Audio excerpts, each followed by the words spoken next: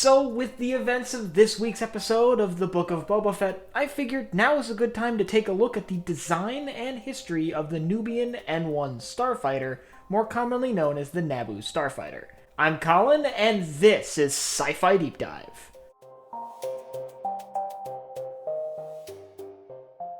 Remember, if you enjoyed this video, to head down below and hit that subscribe button. So I want to start off by saying that this video will include spoilers for the most recent episode of the Book of Boba Fett, but they will be near the end, and I will give a spoiler warning before I get into them. So if you haven't seen it yet, the first half of this video is spoiler-free. So let's jump in with exactly what the N-1 is. The N-1 Starfighter was a single-seat patrol craft designed by the Theed Palace Space Vessel Engineering Corps. It was fielded by the Naboo Royal Guard, who were responsible for guarding the planet, protecting their royalty, and carrying out Coast Guard operations. As far as the Starfighter itself goes, it's actually fairly capable. Its two J-type engines, which were very popular among Nubian spacecraft, were some of the best in the galaxy. They could propel this vessel at remarkable speeds. Then add to that a built-in Class 1 hyperdrive, and this vessel had quite some range, which is interesting because it's basically a Coast Guard scout ship. And that comes across with its relatively light armament. It has a pair of light laser cannons and a pair of proton torpedo tubes, and that's it.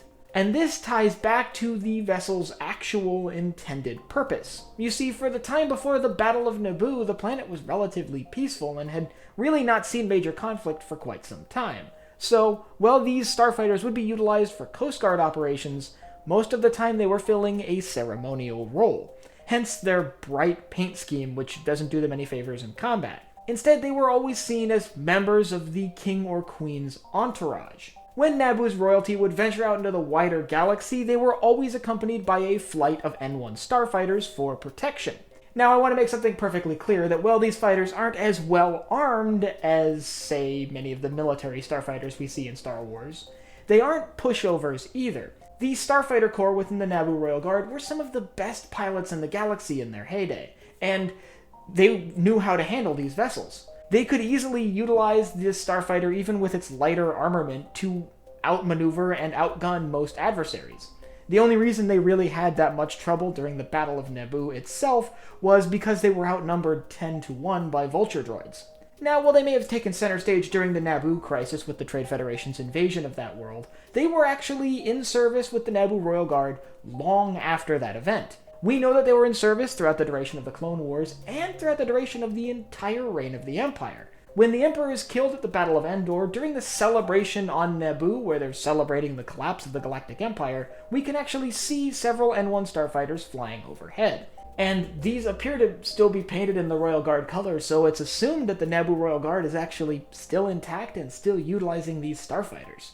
Now, after that, it becomes questionable. My assumption, though, is that because of the ceremonial role this starfighter holds, they likely weren't going anywhere anytime soon. That being said, we do start to see them crop up outside of Naboo, particularly during the reign of the Empire, and I have a theory about that. I assume that with the Empire cracking down on local defense forces, something that they did all across the galaxy, Naboo's Royal Starfighter Corps was forced to significantly downsize, perhaps only being a token force with a handful of starfighters that could easily be overwhelmed by Imperial forces if the Empire really needed to enforce their will on Naboo. If that was the case, a lot of these starfighters would have ended up on the market during the reign of the Empire, being sold off by the Naboo Royal Guards.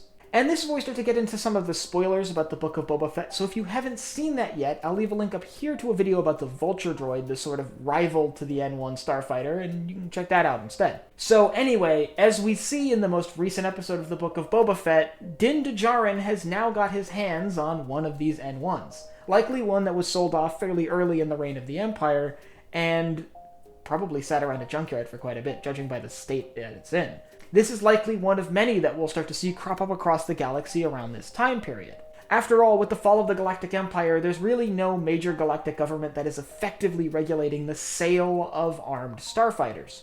I would imagine we'll see more N-1s here and there, and I would imagine they'll play a role in future Star Wars stories, especially ones set during this era. But while it did just make its return to the screen in the Book of Boba Fett, many of us know the N-1 from the Battle of Naboo, and I have a whole video about why the Battle of Naboo actually matters, why it's important to the overarching story of Star Wars, and I'll leave a link up here to that video. And I want you to let me know down in the comments whether you think Din is going to actually stick with this modified N-1 Starfighter, or do you think it's going to stick around for a little bit and then quickly be replaced with something else? And if you have anything else you'd like to see me cover in Star Wars, leave it down below in the comments. Last but not least, if you enjoyed this video, head down below, hit the like button, the subscribe button, and the bell icon so you get notified when I upload new videos. So for Sci-Fi Deep Dive, I'm Colin, and I will see you next time.